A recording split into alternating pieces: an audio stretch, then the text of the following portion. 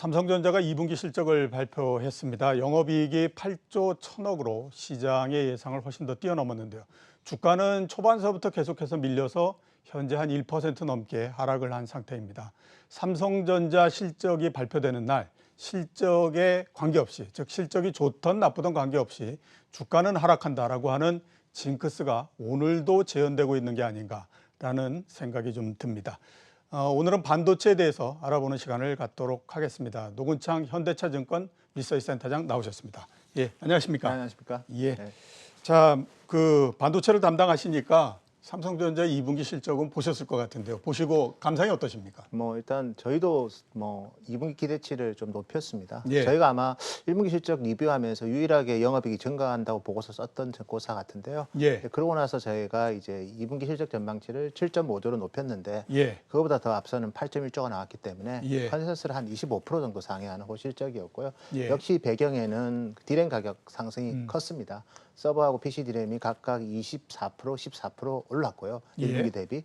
여기에다가 이제 디스플레이 쪽으로 충당금 환입이 2분기냐 3분기냐 좀 여러 가지 이견이 있었는데 결국 2분기에 환입된 것으로 예. 추정하고 있고요. 예. 그다음에 스마트폰하고 TV 같은 경우에도 상당히 사회적 거리두기 때문에 부진할 줄 알았는데 물론 부진하긴 하지만 예상보다 덜 부진한 배경이 그만큼 이제 매장이 문을 닫았기 때문에 예. 마케팅 비용을 쓸 필요가 별로 없는 거죠. 그래서 효율적인 마케팅 비용 집행이 시장의 예상치를 크게 상회하는 호실적이 나온 배경이 아닌가 그렇게 추정하고 있습니다. 자, 관련해서 한 개 좀 여쭤봐야 될 게 매출액이 7.4% 줄어들었습니다. 예. 그래서 과연 이제 오늘 나온 실적이 얼마만큼 점수를 줘야 될 것이냐 하는 것에 대해서 여러 아마 이견이 좀 갈리지 않을까라는 생각이 좀 들거든요. 왜냐하면 이제 매출이 줄었다라고 하는 거는 이익이 제일 처음에 턴할 때에 비용을 굉장히 많이 줄였다 이런 측면으로도 또 해석을 할 수 있기 때문에 그런데 매출이 이렇게 7.4% 줄어든 건 우리가 어떻게 해석을 해야 될까요? 삼성전자는 크게 어떻게 보면 세계적으로 유일한 완제품과 부품을 동시에 가진 회사고요. 예, 그렇죠. 코로나 때문에 사회적 거리두기가 완화됐기 때문에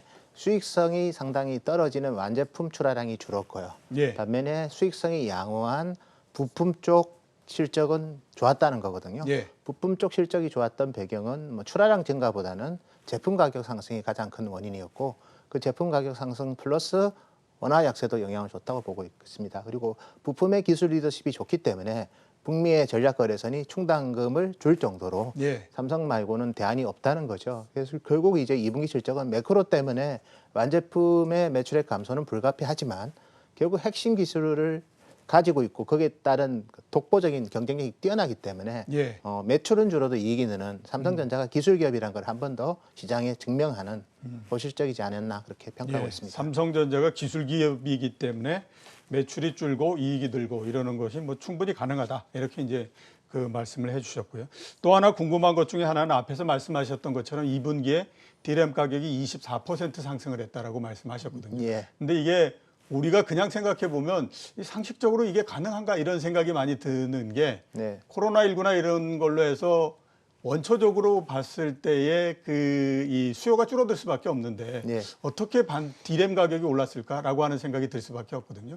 이거는 어떻게 이루어진 건가요? 네, 가장 큰 거는 작년에 디램 가격이 많이 하락을 했고요. 예. 한 50% 이상 하락했고 1분기부터 이제 가격이 반등했는데 2분기에 이제 가격이 급등한 배경은 크게 두 가지입니다. 첫째는 코로나가 다 이제 공장 셧다운 이슈가 있었지 않습니까? 예. 혹시나 모를 반도체 공장이 셧다운 될 거라는 우려 때문에 재고 축적을 좀 서둘러서 했다는 게 가장 크고요. 예. 두 번째는 이제 비대면 수요가 많이 커지기 때문에 서버 같은 경우에는 당연히 인프라에 대한 수요가 커질 것을 대비해서 서버 생산을 많이 했습니다. 그래서 실제로 생산량 기준으로 보면 2분기에 390만 대까지 서버 생산을 했고 반대로 이제 3분기에는 이제 재고가 많으니까 생산량은 줄 거고요. 그래서 서버 쪽 가수요가 붙었다는 거고 PC도 똑같습니다.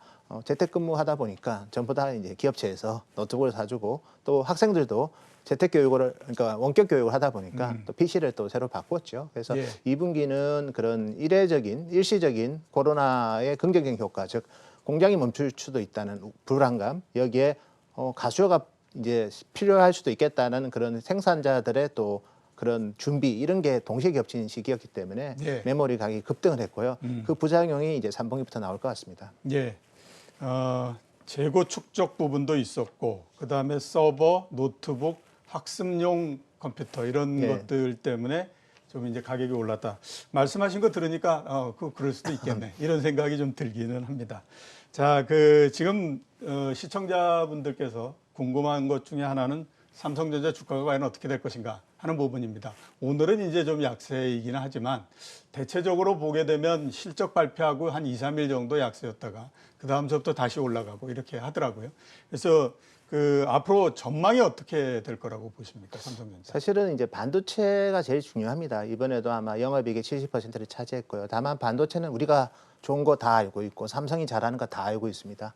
그래서 내년 1분기, 2분기 정도 되면 다시 언택트와 관련된 반도체 수요가 증가하면서 내년부터는 다시 반도체 가격이 메모리 가격이 상승할 거기 때문에 예. 길게 보면 그냥 가져가셔도 되고요. 예. 다만 이제 삼성전자는 플러스 알파가 있는데 지금까지는 작년에 좀 우리가 많이 관심 있었죠. 폴더블이나 이런 거에 대해서. 그렇죠. 근데 이제 1분기 되면서부터 좀 주춤했고요. 근데 어쨌든 삼성전자는 반도체 회사가 아닙니다. 종합 IT 회사고요. 종합 IT 회사는 결국은 이제 다른 부품에서 아니면 다른 부분에서 성과를 보여주면 아마 주가가 마이크론 하이닉스랑은 좀 다르게 움직일 것 같아요. 즉 디커플링이 이루어질 것 같고요.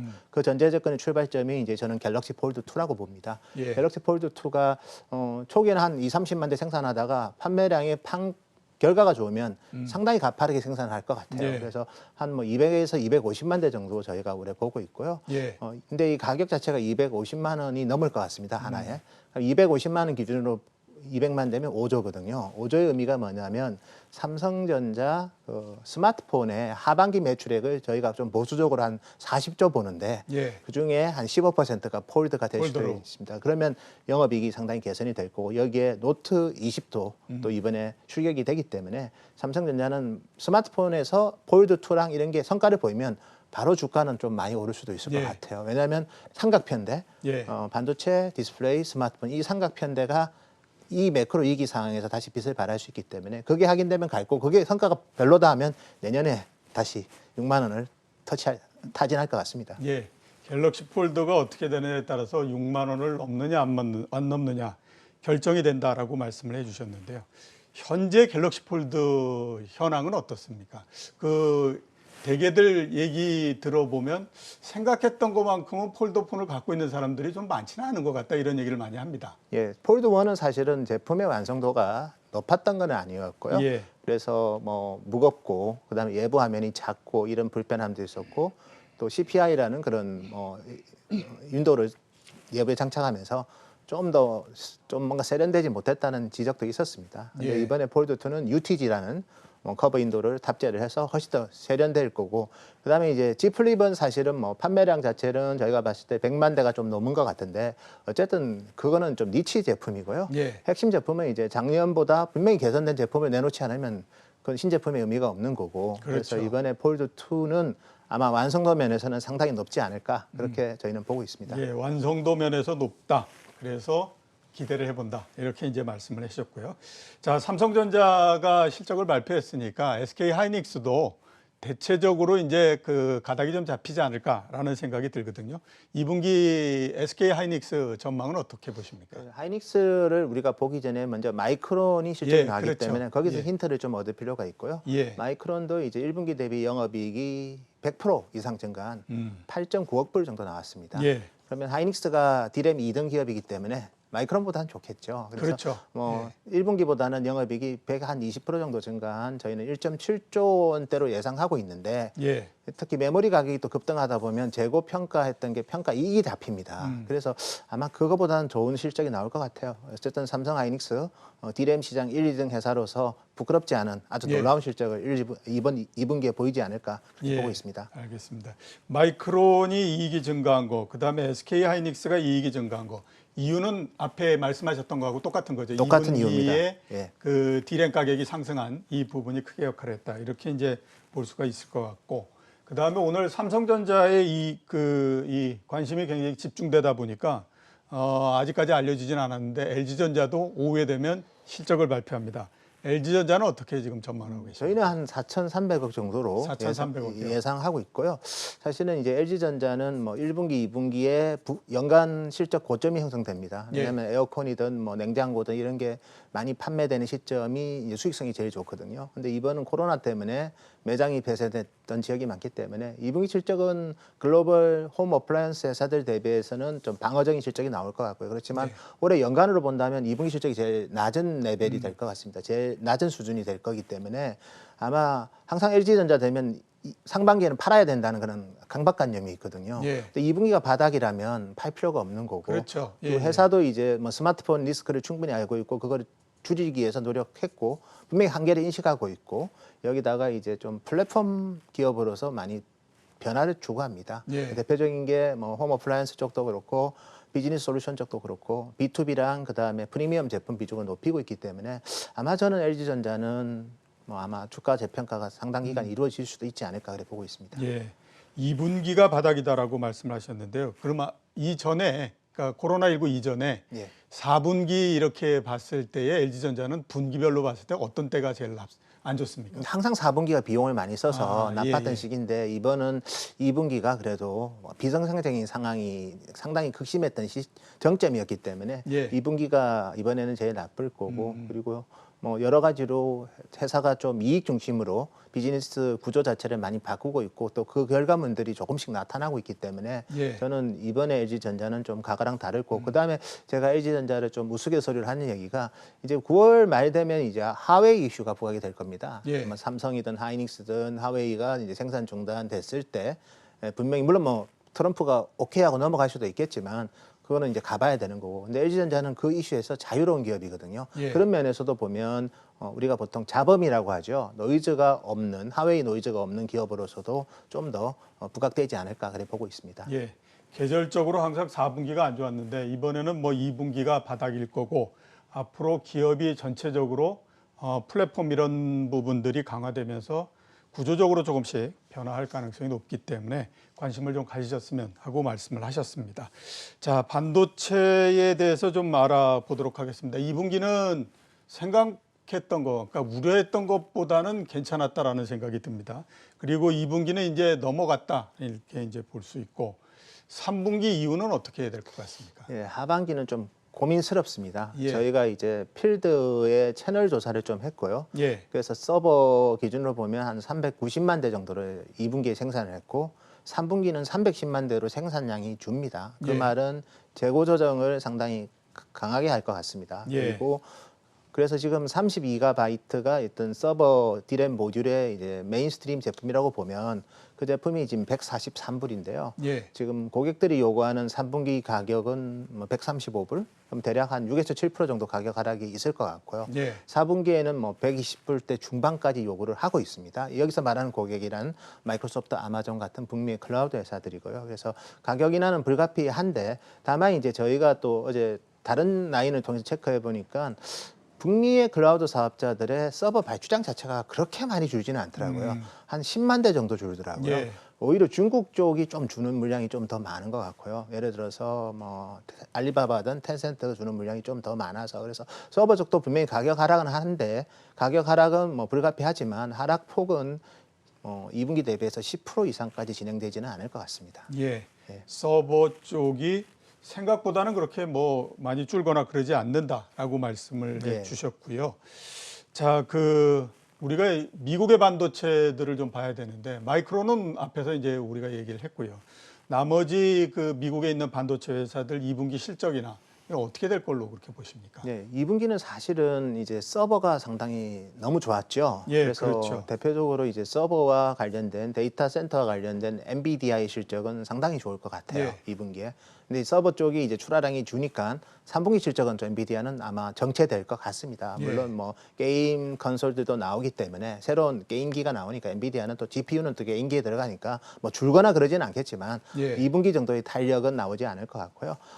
반면에 이제 인텔이 이미 가이던스를 줬기 때문에 2분기에 매출이 뭐 한 7% 정도 준다고 했기 때문에 뭐 그 가이던스가 저는 보수적이라고 봅니다. 그렇지만 뭐 1분기 대비 늘기는 힘들 것 같아요. 근데 서버 CPU 쪽이 좋은데도 이렇게 또 PC 서버가 좋았는데 인텔이 주는 거는 결국 이제 가격 인하가 노트북 CPU에서 좀 있었고요. 두 예. 번째는 이제 AMD라는 기업이 PC CPU 시장에서 점유율이 올라온 게 아마 인텔이 2분기 실적이 주는 배경일 것 같고, AMD 같은 경우는 뭐 저희가 봤을 때는 뭐 1분기랑 2분기랑 좀 유사하지 않을까 그렇게 예. 보고 있습니다. 예, 알겠습니다.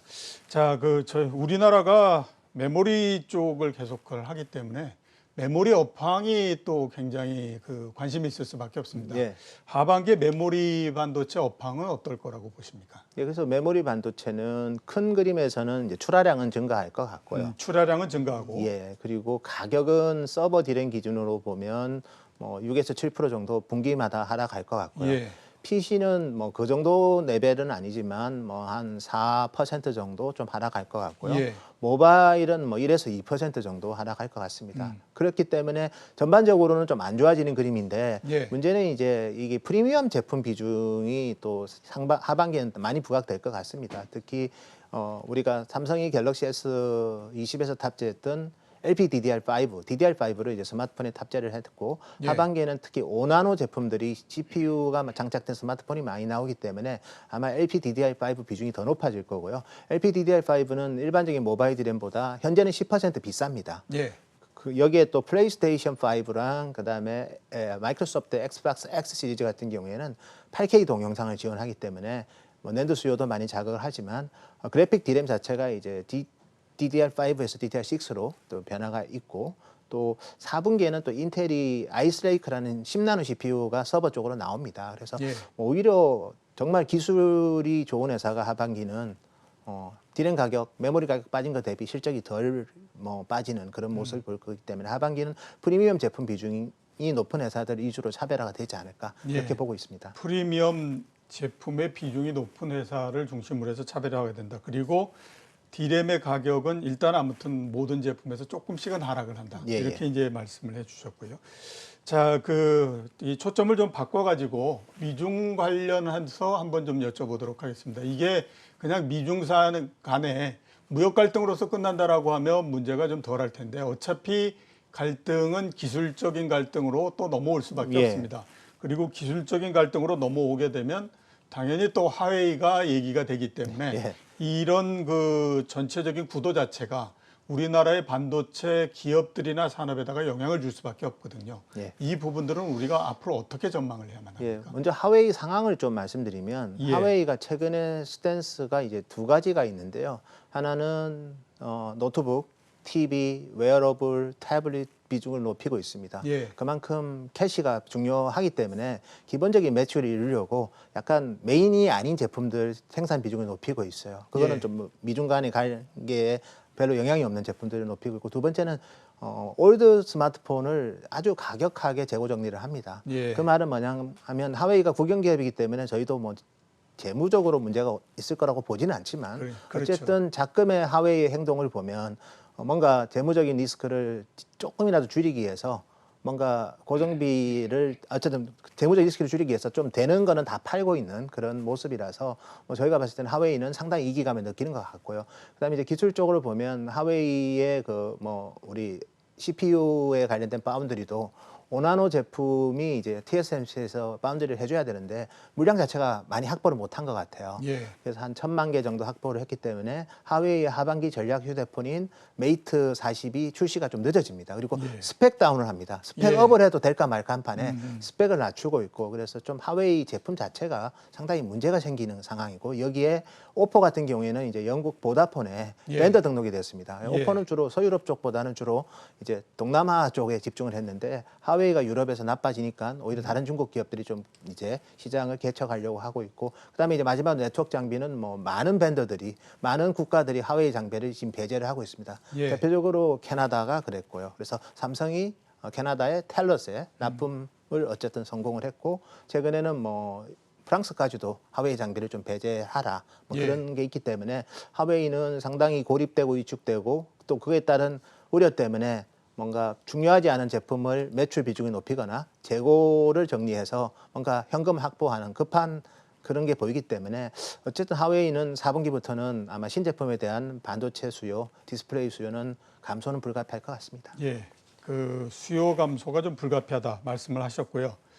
자, 그 하반기에 우리가 주목해야 될 반도체 이슈 어떤 건지 좀 한번 말씀해 주시겠습니까? 네, 하반기는 뭐 제가 봤을 때는 결국은 이제 크게 세 가지인 것 같아요. 예. 첫째가 이제 인텔이 우리가 지금 서버 투자를 줄이는 이유 중에 하나가 뭐 매크로 때문에 광고 수입이 줄어서 뭐 데이터 센터 투자를 딜레이하는 것도 있지만 예. 사실은 이제 인텔이 10나노 CPU로 점프를 해야 되거든요. 예. AMD는 7나노로 갔지만 성능이 뭐 인텔보다 좋다고 할 수는 없습니다. 그렇죠. 예. 10나노 CPU가 또 늦어지고 있어요. 그래서 이게 이제 적시에 나오느냐, 적시는 이미 늦었고요. 이제 4분기에 나오느냐, 4분기에 나오면 아마도 조금이나마 좀 일찍 예. 재고 축적을 서버 회사들이 할 수도 있을 것 같아요. 그래서 인텔의 10나노 CPU의 출시 시기가 중요할 것 시기. 같습니다. 원래는 예. 7월이었는데 이게 4분기로 또 미뤄졌거든요. 그래서 이게 나오면 좀 전체 수요 모멘텀이 최소한 내년 1분기부터는 부각될 수 있다는 거 분명히 우리가 또 주목을 해야 될 것 같고, 두 번째는 이제 제가 프리미엄을 얘기 드렸지만 예. 결국 이제 그래픽 디램의 GDDR6랑 그다음에 모바일 디램의 LPDDR5 이 제품에 대한 수요가 얼마나 느는지도 중요할 것 같아요. 예. 그래서 뭐 프리미엄 스마트폰이 대부분 이제 DDR5를 달 거기 때문에 그 부분은 아마도 이제 아이폰이든 뭐 삼성이든 판매량 증가할 때 같이 이제 올라올 거고, GDDR6는 이제 플레이스테이션 사실 게임기가 사실은 이제 언택트 시대에 또 큰 수혜주입니다. 예. 주로 집에서 게임을 많이 하기 때문에 또 이 8K 동영상도 지원이 되기 때문에 그래서 GDDR6가 또 가격 자체가 워낙 고가기 때문에 예. 결국 이런 제품 비중이 높은 회사들은 메모리 가격이 빠지는데도 뭐 예를 들어서 메모리 가격이 5에서 6% 빠지는데 디램 기준으로 뭐 실제 모 회사는 뭐 1, 2%밖에 안 빠졌다. 그건 예. 결국 프리미엄 제품으로서